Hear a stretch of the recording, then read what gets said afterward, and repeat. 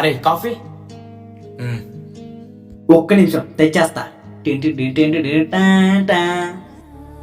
Hi, కూర్చోవచ్చా?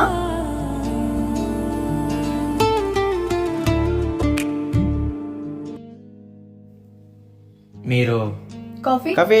Coffee coffee coffee ఎవరబ్బా ఇదే?